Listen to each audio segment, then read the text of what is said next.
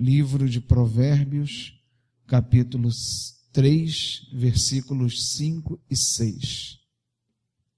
Uma pequena meditação, hoje é a nossa ceia, mas antes da nossa ceia quero trazer uma pequena meditação. Não existe pequena palavra, né? Todas as palavras são grandes, mas pequena no sentido de tempo.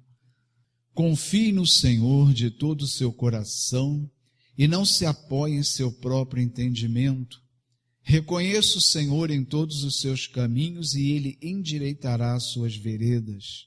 Repetindo, confie no Senhor de todo o seu coração e não se apoie em seu próprio entendimento. Reconheça o Senhor em todos os seus caminhos e Ele endireitará as suas veredas.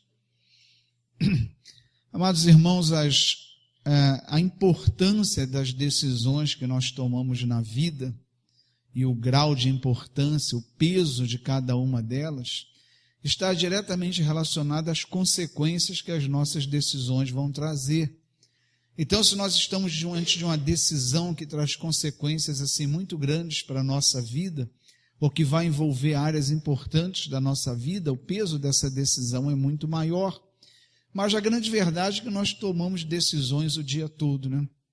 O tempo todo a gente está tendo que decidir coisas simples, banais, e muitas vezes decidindo também coisas difíceis. E a grande verdade é que quando a gente está diante de uma decisão difícil para tomar, é a hora que fica mais claro para nós a nossa insuficiência humana, né? E a nossa limitação humana. Quando a gente se vê diante de uma decisão desafiadora, na qual a gente se sente inseguro de tomar, até temeroso, então a gente pode perceber claramente o quanto nós somos limitados. Aí a gente percebe que a gente não tem como saber o dia de amanhã, que seria importante para a gente tomar uma decisão mais acertada. A gente não tem como sondar corações para a gente tomar uma decisão melhor. E a gente não tem como mensurar qual é a decisão, muitas vezes, melhor e mais acertada. E a gente vê que, no fundo, a gente não sabe nada, né? A nossa capacidade, né, o que a gente tem para se apoiar para tomar uma decisão é muito pouco. E a gente vê da dificuldade, né, que humanamente é para nós tomar uma decisão acertada, responsável, correta, porque a gente se vê confrontado com a nossa insuficiência e as nossas limitações. Nessa hora a gente sempre precisa, né, e sempre busca alguma luz para a gente tomar a decisão. Nós precisamos ter uma luz, saber o que fazer para tomar uma decisão que seja verdadeiramente acertada. Então, nessa noite eu quero trazer 4 pontos, né? 4 luzes, né, que podem orientar a gente, vão orientar a gente, sempre que nós estivermos diante de uma decisão importante na nossa vida. Mas antes de qualquer coisa, a gente precisa lembrar de algumas coisas fundamentais. Nós não podemos tomar decisões quando nós estamos profundamente desapontados com alguma coisa. Não é a hora certa de você tomar uma decisão, porque você não consegue ver com clareza quando você está desapontado com alguém ou com alguma coisa. Fisicamente exausto, né? Não é hora boa também para a gente tomar uma decisão no momento que a gente está cansado, está exausto, porque é difícil para nós também avaliar com clareza. Da mesma forma, quando a gente estiver irado, né? Pior ainda. Quando a gente está irado, jamais tomar qualquer decisão que seja, até as mais simples. Porque as decisões mais erradas que a gente toma, elas vêm no momento que a gente está irado. Dificilmente sai uma decisão correta ou aproveitável na hora que a gente está irado, né?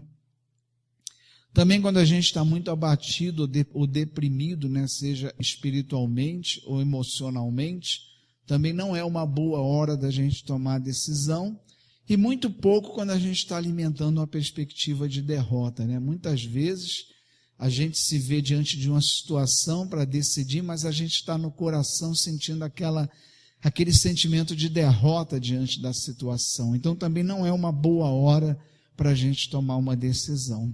Nessas circunstâncias é melhor dizer, ainda não tenho uma decisão, preciso de mais tempo. Se você tiver dessa forma, né, sob qualquer uma dessas circunstâncias, o que a gente deve fazer é dizer, olha, não posso tomar essa decisão agora, preciso decidir depois. Aliás, toda decisão importante, né, é bom que a gente peça tempo para nós mesmos, que a gente não tome corretamente. A primeira luz que a gente precisa lançar sobre a nossa decisão é a oração. Toda decisão, sobretudo as importantes, né, deveriam ser todas, mas às vezes é um pouco complicado isso. Mas pelo menos as decisões mais importantes não devem ser tomadas sem que a gente ore antes.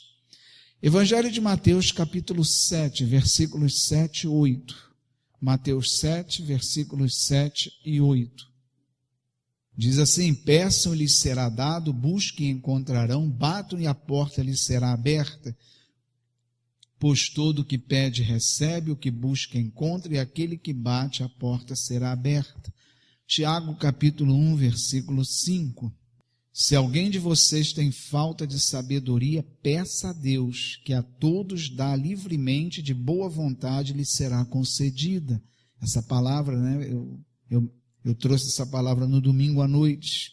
Também Filipenses 4, versículo 7, diz assim, e a paz de Deus, que excede todo o entendimento, guardará os seus corações e as suas mentes em Cristo Jesus. Então, a palavra nos assegura que quando a gente está diante de uma decisão importante na nossa vida, a oração com certeza vai ser uma ferramenta decisiva para nós. Porque assim como lemos em Mateus, Jesus diz, olha, peçam e será dado. Se você precisa tomar uma decisão, peça a Deus uma orientação, peça a Deus um caminho, peça a Deus uma revelação e não vai faltar, porque se tem alguém preocupado em cuidar da nossa vida é Deus. Então, se o assunto é importante, se uma decisão é importante na nossa vida, não há dúvida de que isso é um assunto de interesse de Deus que cuida de nós. Em Tiago diz, se você tem falta de sabedoria, e temos. Nós temos inteligência, nós temos capacidade, mas a sabedoria é algo que é dado por Deus, né? Você pode ser muito inteligente, analisar muito bem uma coisa, mas a sabedoria ela não depende da inteligência. A sabedoria é uma revelação, né, que Deus dá de algo que às vezes com a sua mente você não perceberia. E também em Filipenses, a paz de Deus que excede todo entendimento guardará os seus corações e a sua mente em Cristo. Por quê? Toda decisão importante que a gente toma, a gente precisa estar com a mente e o coração em Cristo.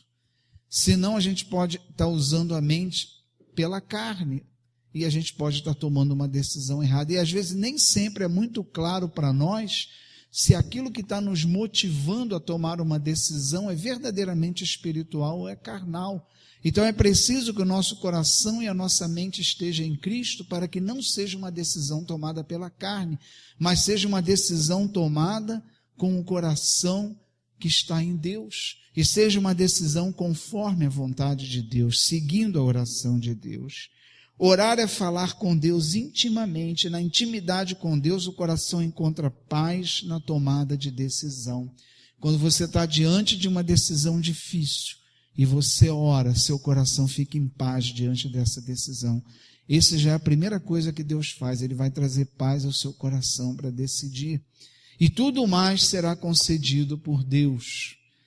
A segunda luz, né, que nós temos que lançar sobre as nossas decisões é observar as circunstâncias dos acontecimentos daquilo que a gente vai decidir.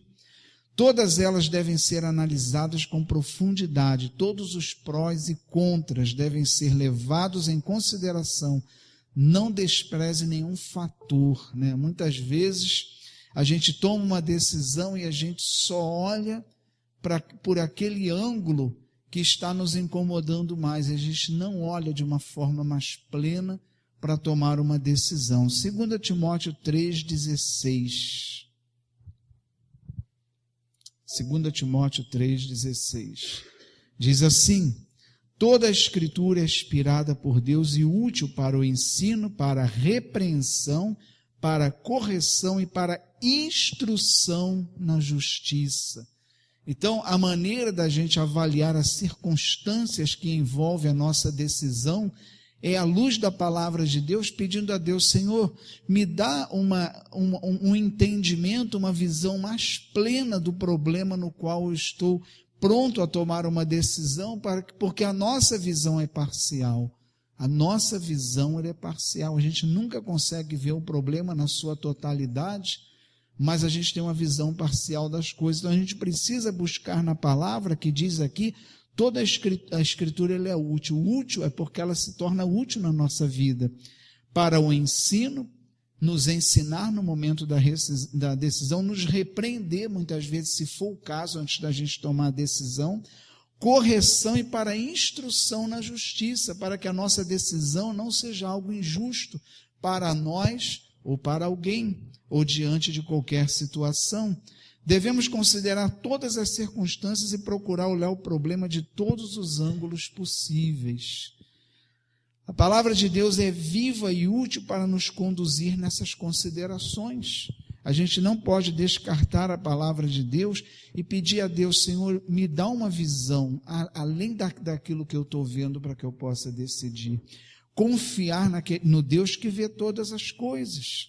Ainda que a Bíblia não fale claramente a nós sobre um problema específico do qual a gente tem que tomar uma decisão, com certeza na Bíblia ela vai tocar o teu coração, ou vai haver uma palavra de revelação à frente daquilo que você vai decidir, ainda que você olhe para a Bíblia: não, eu não lembro de ter na Bíblia algo como esse que eu estou vivendo, que vou ter que decidir, mas com certeza a palavra, de uma forma própria, ela vai nos orientar, vai nos revelar, vai nos ajudar a tomar uma posição.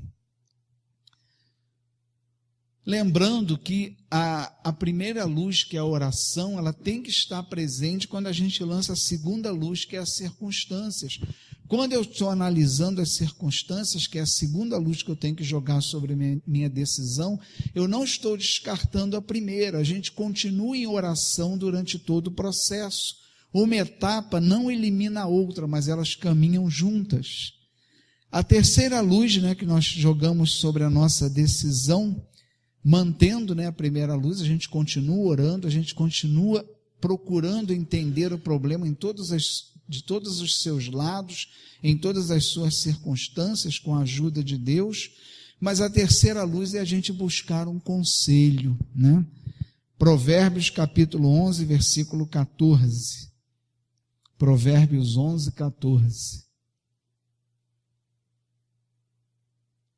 Diz assim: sem diretrizes a nação cai, o que salva é ter muitos conselheiros. Olha o que ele está dizendo ali: sem diretrizes a nação cai, o que a salva é ter muitos conselheiros. Ainda em Provérbios capítulo 15, versículo 22.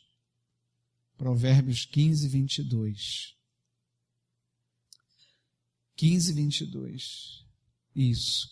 Os planos fracassam por falta de conselho, mas são bem-sucedidos quando há muitos conselheiros. O problema, irmãos, é que a gente precisa tomar cuidado aonde a gente está buscando conselho e com quem a gente está buscando conselho. Esse é o grande problema. É importante que a gente busque conselho de pessoas que são irmãos na fé, pessoas experientes, bem experimentadas e que vão nos falar a verdade. Creiam, irmãos, na hora de você buscar conselho, a gente tem que ouvir aqueles que discordam da decisão que a gente quer tomar. A gente gosta de ouvir aqueles que endossam: não, faça isso, você está certo. Nós adoramos, e muitas vezes a gente vai buscar conselho de pessoas, mas no fundo a gente está querendo buscar alguém que assine embaixo para a gente fazer aquilo que a gente está querendo fazer. A gente não tem um coração muito pronto a ouvir aqueles que discordam da decisão que a gente vai tomar, mas naquele que discorda é que você vai descobrir uma outra forma de olhar um problema, um outro ângulo do problema que você vai tomar a decisão. Então, tão importante, quanto aqueles que vão endossar o que você quer decidir, é aqueles que vão dizer que está errado o que você vai decidir, porque neles você vai achar uma visão diferente da sua, que vai permitir que você alcance um outro ângulo do problema que com certeza você não percebeu. O grande problema aí também, irmãos, é que muitas vezes a pessoa busca conselho, ouve, quer dizer, escuta, mas não ouve. É uma diferença muito grande em escutar e ouvir. Escutar entra por aqui, sai por aqui, né? E ouvir vai para o coração. E se a gente precisa de conselho, a palavra nos orienta a buscar conselho nas decisões, sobretudo nas decisões difíceis da nossa vida. De nada adianta a gente buscar conselho quando o coração não quer ouvir. Então, de nada vai valer as palavras que você está ouvindo quando elas não vão para o seu coração e não vão atuar na sua vida. E, amados irmãos, não são poucos os casos, às vezes, gabinete que a gente atende, você orienta e a pessoa não faz nada do que você disse.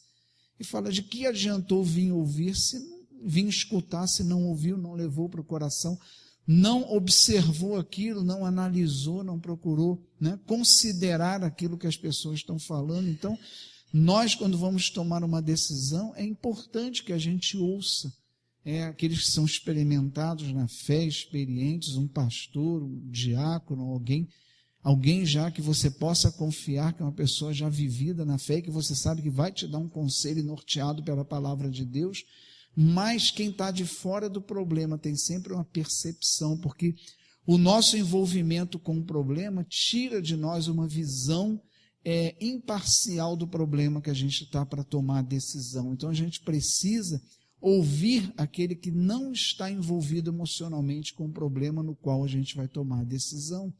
Mas é importante a gente escutar e levar para o coração, considerar, analisar, ouvir de coração aberto. Se você ouviu, não gostou e nem sequer considera, não vai te servir para nada o conselho. E o conselho ele é fundamental, né? Os planos fracassam por falta de conselho, mas são bem-sucedidos quando há muitos conselheiros. A gente aqui pode estar falando de um problema que a gente tem que resolver ou até de um empreendimento, de algo que a gente quer fazer. A gente precisa ouvir, e aqui diz, isso é Provérbios, né? É sabedoria de Deus, os planos fracassam por falta de conselho. Então, a gente não pode esquecer que o conselho é uma coisa importantíssima no momento de decisão na nossa vida. Mas se você ouve o conselho e não segue, ou não observa, não procura analisar, né?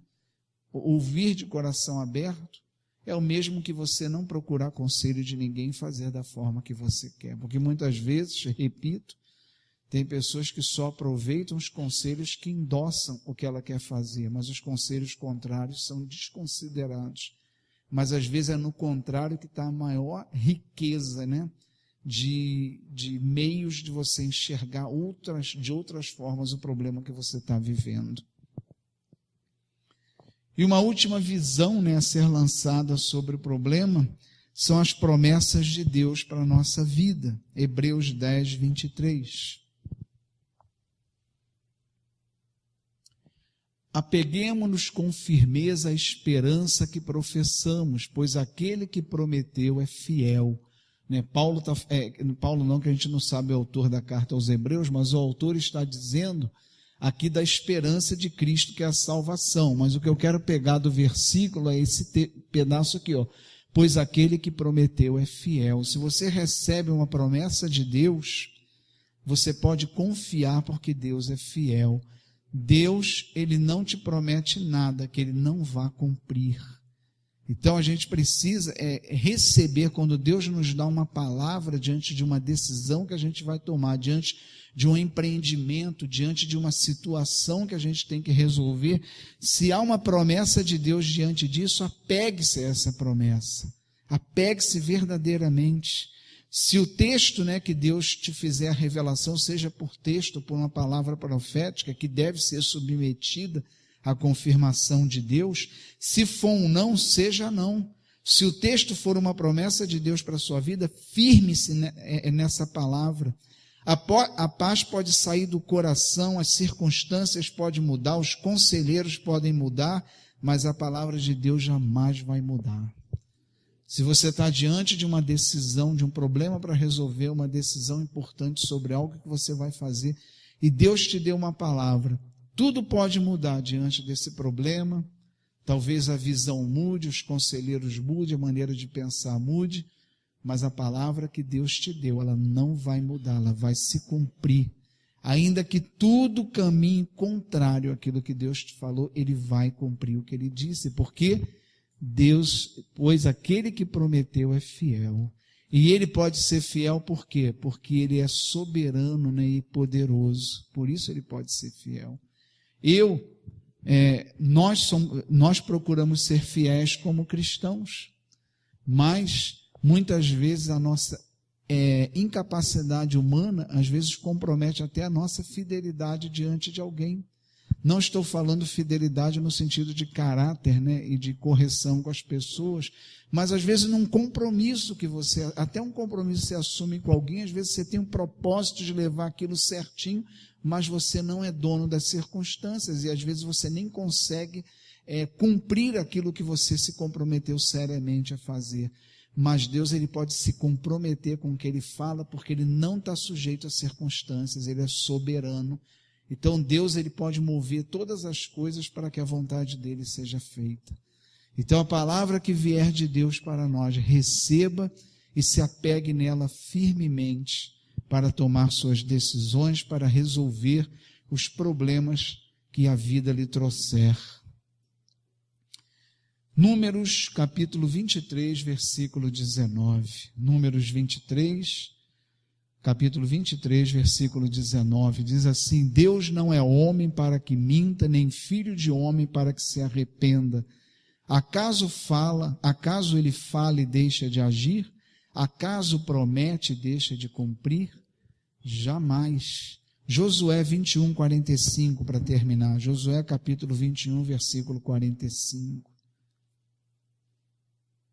Diz assim: de todas as boas promessas do Senhor à nação de Israel, nenhuma delas falhou, todas se cumpriram. Se você olhar na palavra de Deus, de Gênesis até Apocalipse, algumas ainda vão se cumprir em Apocalipse, não se cumpriram todas, embora a maior parte do livro do Apocalipse já tenha se cumprido, mas ainda é um livro profético, ainda tem coisas para cumprir no livro, mas tudo que Deus prometeu, Ele está cumprindo sistematicamente, porque Ele é fiel para fazer isso.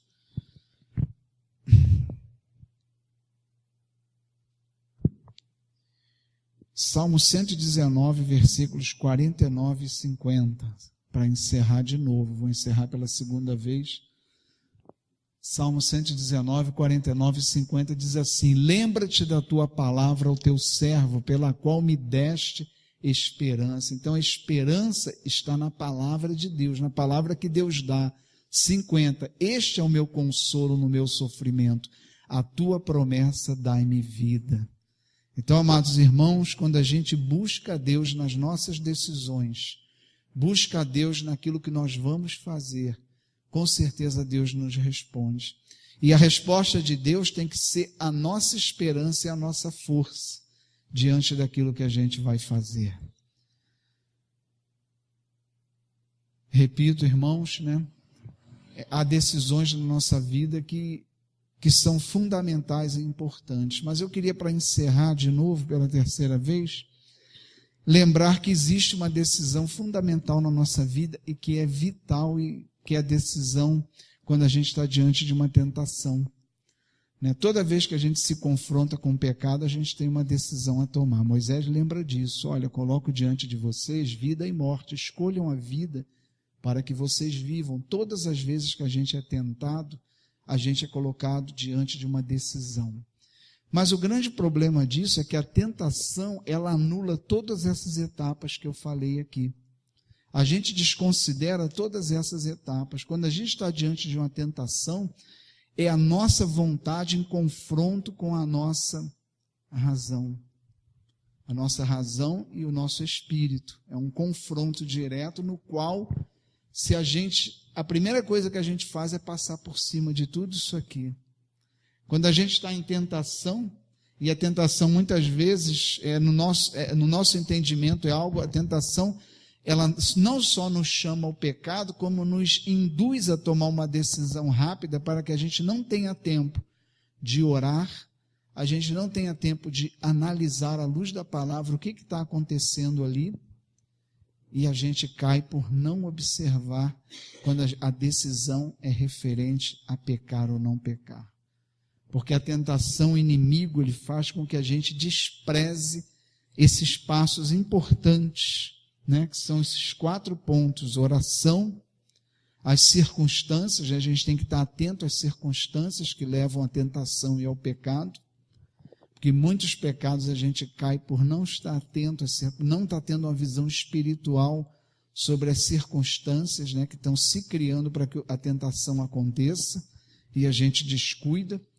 Também, conselho, né, muitas vezes diante de uma tentação, se a gente tem dúvida diante de algo, se aquilo é lícito ou não fazer, a gente tem que buscar um bom conselho para nós, no momento que a gente está sendo tentado, ou está identificando uma tentação, porque muitas vezes ela não é muito clara.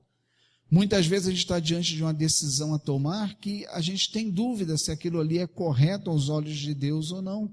Então a gente precisa buscar um bom conselho. E por último, as promessas de Deus, né? A tentação ao pecado vem sempre contrariando as promessas que tem de Deus para nós na palavra. Então, a gente não pode queimar essas etapas diante da tentação, né? Você se sentiu tentado, imediatamente ora. Imediatamente você enxerga de uma forma espiritual circunstâncias nas quais você está envolvido. Também você imediatamente busca um bom conselho, se for o caso, às vezes até para você evitar essa situação e para sair dela. E por último, apegue-se à palavra de Deus. Apegue-se às promessas de Deus e ao chamado de Deus para a sua vida. Então, que essa palavra hoje, irmãos, possa nos dar até um pouco de calma diante das decisões que nós temos que tomar, porque o primeiro sentimento que tem é que pesa totalmente sobre os nossos ombros, mas a palavra vem nos lembrar essa noite que Deus compartilha conosco esses momentos, e Deus levanta pessoas para se ombrearem conosco nesse momento. Então, que nós não carreguemos esses fardos sozinhos, porque é tão melhor para nós, né, quando a gente pode dividir com Deus e com alguém e tomar uma decisão mais segura e mais acertada para nós, né?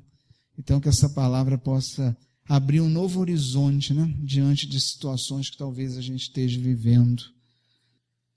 Amado Deus, obrigado por compartilhar tão grande obra conosco, por fazer essa obra através das nossas vidas, Senhor, por Tu seres alimento, santidade e paz para nós. Nos abençoa cada dia com a Tua presença, com o Teu querer e com o Teu poder. Cuida de nós, Senhor, num mundo tão perigoso, que o Senhor guarde a nossa vida todos os dias diante de todos os perigos, mas que o Senhor nos livre sobretudo de todo o mal, Senhor, de toda ação espiritual contra nós, que o Senhor nos guarde, Senhor. Guarda também as nossas famílias, Senhor. Nós te pedimos que os Teus anjos sejam ao redor de nós, da nossa família, do nosso lar, nos protegendo de todas as coisas. Amado Deus, nós vemos o Teu juízo sobre essa nação. O cálice da iniquidade transbordava e Tua mão está pesando sobre essa nação. Mas nós te pedimos, Senhor, levanta líderes, Senhor, que possam observar, Senhor, os Teus caminhos, Senhor. Sara essa terra, Senhor. Salva o Teu povo de tão grande provação, de tão grande dificuldade, Senhor. Que Tu possas, Senhor, restaurar essa terra, que Tu possas restaurar esse povo. Deus amado, nós te pedimos, Senhor, que em meio a toda essa crise a Tua mão seja sobre nós. Que a bênção de Deus Todo-Poderoso, Pai, Filho e Espírito Santo, desça sobre nós, sobre as nossas famílias e sobre essa obra, em nome de Jesus. Amém.